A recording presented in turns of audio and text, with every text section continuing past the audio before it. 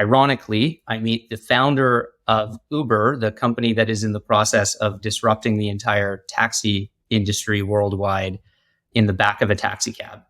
And what happened next basically changed my career forever. We end up at this party.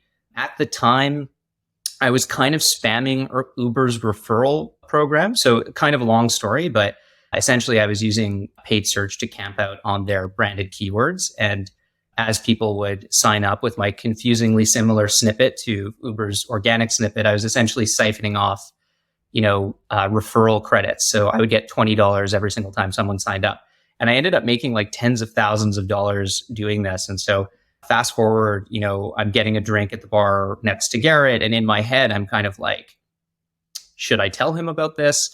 Maybe I can land them as a client. This would be really interesting. And essentially I tell him, I'm like, hey, I'm doing this. I'm adding zero value, but this is a loophole in your marketing system and someone should close it. He essentially is like, I need to report this to the board, but here's my card, write me what you're doing and we'll contact you. And so I get contacted by a bunch of his lieutenants. If you've read the book Super Pumped, like all the people that we dealt with at the time, are in the book, included. I watched the show.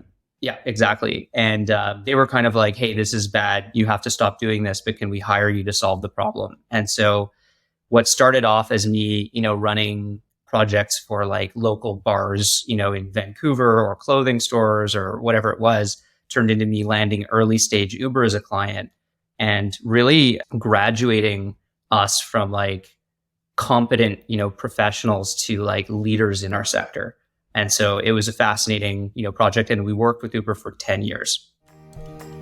Thanks for listening. You can find the full episode on YouTube or head on over to lennyspodcast.com.